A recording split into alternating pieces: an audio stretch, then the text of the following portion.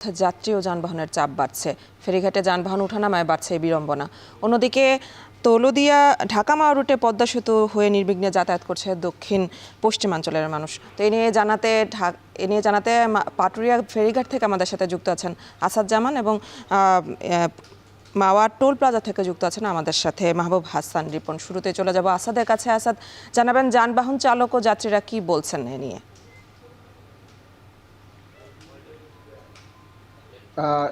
আমি এখন রয়েছি মানিকগঞ্জ পাটুরিয়ার ৪ নাম্বার ফেরিঘাটে। এখানে আমার পেছনে দেখতে পাচ্ছেন যে ফেরি কিন্তু নোঙর করে রাখা হয়েছে।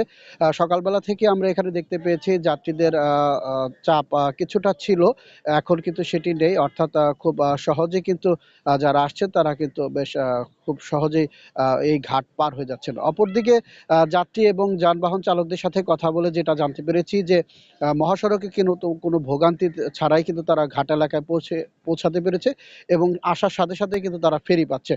সকালবেলা থেকে বাসের চাপ না থাকলেও কিন্তু আমরা দেখেছি মোটরসাইকেল এবং ছোট গাড়ি এবং কাটা পথের যে যাত্রীগুলো রয়েছে সেগুলোর কিন্তু বেশ চাপটা আমরা লক্ষ্য করেছি। কিন্তু এখন কিন্তু এবং ৩, ৪ এবং ৫ নাম্বার ফেরিঘাট দিয়ে যে যাতায়াত করছে এখানে কিন্তু তেমন কোনো ভোগান্তি নেই। কিন্তু চালকদের একটা ভোগান্তি রয়েছে যে এই গত বর্ষায় কিন্তু যে পাটুরিয়ার ৫টি ঘাটে কিন্তু ভাঙনের শিকার হয়। তারপর থেকে কিন্তু সেই ঘাটগুলো মেরামত করার উদ্যোগ নিলেও কিন্তু এখন পর্যন্ত যে অ্যাপ্রোচগুলো ফেরি থেকে ওঠার জন্য যে সংযোগ সড়ক সেটা কিন্তু বেশ খাড়া।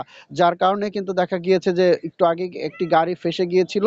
যার কারণে কিন্তু পেছনে থাকা যে গাড়িগুলো সেখানে কিন্তু বেশ ১০ থেকে ১৫-২০ মিনিট পর্যন্ত তাদের অপেক্ষা করতে হয়েছে। এই ৩ টা ঘাটেরই কিন্তু এমন অবস্থা আমরা দেখতে পাচ্ছি।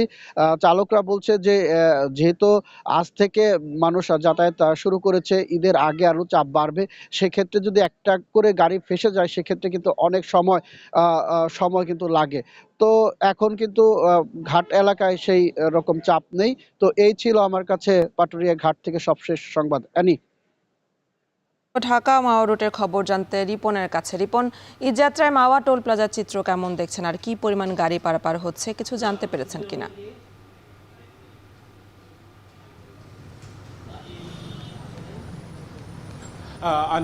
ঈদযাত্রায় মাওয়া টোল প্লাজার চিত্র যদি বলি তাহলে সকাল থেকেই কিন্তু স্বাভাবিক চিত্রই আমরা দেখতে পাচ্ছি। অর্থাৎ গাড়ির যে চাপ সেই চাপটি কিন্তু খুব স্বাভাবিক যে চাপ আমরা সচরাচর মাওয়া এই টোল প্লাজাতে দেখি সেই রকম চাপই এখনও রয়েছে। তবে আমরা যখন ঢাকা থেকে মাওয়া টোল প্লাজার দিকে আসছিলাম তখন ঘরফেরা মানুষের যে প্রস্তুতি আমরা দেখেছি তাতে মনে হচ্ছে দিন যত গড়াবে, সময় যত বাড়বে তাতে টোল প্লাজার উপরে গাড়ির চাপ কিন্তু বাড়বে।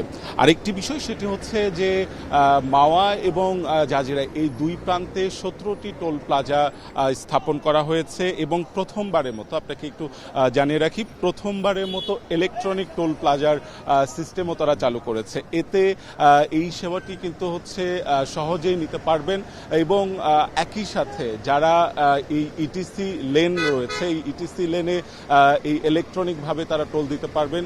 কাজেই তাদের জন্য কিন্তু অনেকটাই নির্বিঘ্নে যাতায়াত করার যে সম্ভাবনা সেইটি কিন্তু থাকছে এবং বরাবরের মতো দুটি ভাগে টোল প্লাজায় গাড়ি যাতায়াত করছে। একটি হচ্ছে বাস, মাইক্রোবাসের জন্য কয়েকটি লেন রয়েছে এবং আলাদা করে মোটরসাইকেলের জন্য গত বছর থেকে আলাদা করে মোটরসাইকেলের জন্য একটি লেন রয়েছে।